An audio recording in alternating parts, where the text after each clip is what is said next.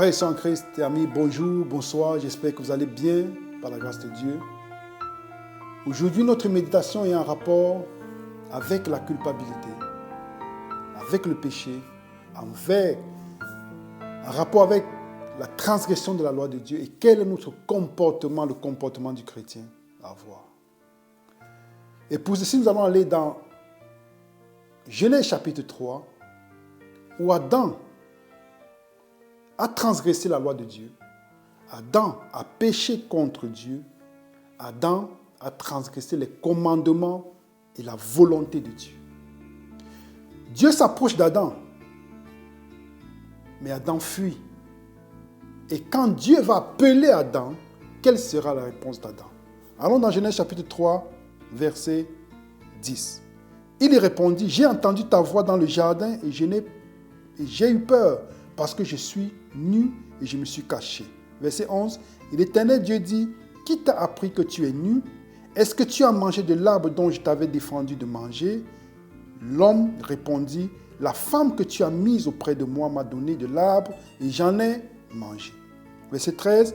Et l'Éternel Dieu dit à la femme, pourquoi as-tu fait cela? La femme répondit, le serpent m'a séduite et j'en ai mangé.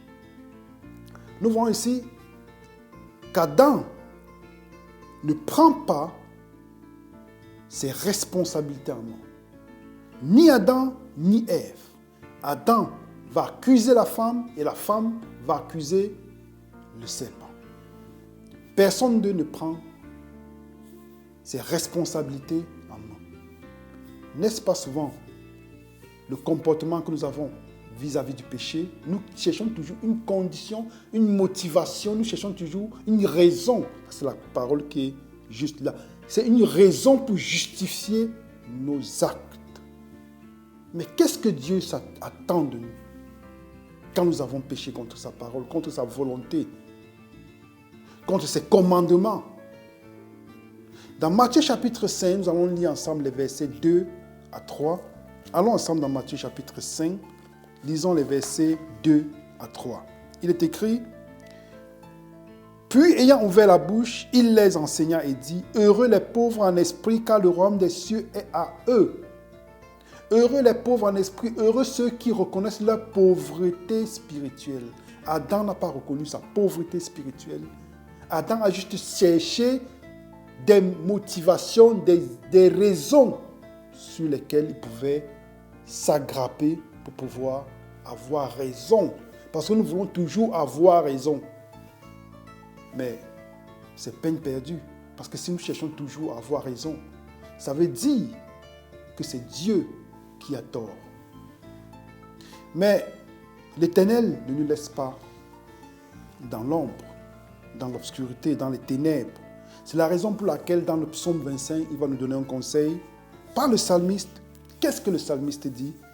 Psaume 25, verset 11. « C'est à cause de ton nom, ô Éternel, que tu pardonnes mon iniquité, car elle est grande. » Le psalmiste reconnaît que son iniquité, qu'est-ce que l'iniquité? C'est le péché. Le péché, c'est quoi? La transgression de la loi. Donc Adam aurait dû reconnaître la grandeur et la gravité de son iniquité. Et qu'aurait dû faire Adam? C'est de reconnaître que Dieu devait le juger, pas sur la base de la transgression de son iniquité, de son péché, de la transgression du péché, de la loi de Dieu, mais sur la base de l'amour que Dieu a pour lui, sur la base de la grandeur de son nom, sur la base de son nom, sur la base de son caractère, sur la base de sa bonté. C'est la raison pour laquelle le psalmiste dit, c'est à cause de ton nom. Quel est le nom de Dieu? Exode chapitre 33 dit, le nom de Dieu, c'est Dieu miséricordieux, lent à la colère, riche en bonté, en amour. Donc c'est sur la base du nom de Dieu, ça c'est le secret du psalmiste.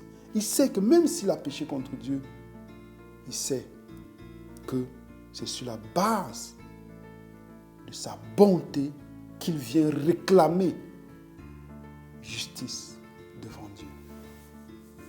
N'avons-nous pas un Dieu merveilleux? au lieu de rester à chercher des motivations sans tête ni queue. Non. Dieu nous invite à nous comporter comme le psalmiste en reconnaissant que lui, il est amour, il ne cherche, il ne veut que notre bien.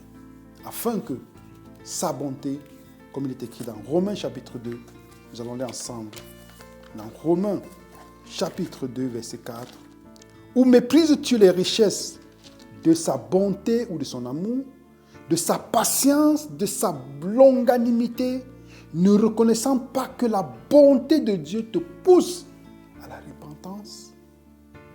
La bonté de Dieu nous pousse. Si la bonté, l'amour de Dieu ne nous pousse pas à la repentance, ça veut dire, frères et sœurs amis, qu'il n'y a pas de solution pour nous. La bonté de Dieu, l'amour de Dieu nous pousse à la repentance. Que l'Éternel nous bénisse et nous remplisse de grâce, de son Esprit Saint, en Jésus-Christ, notre Seigneur Sauveur.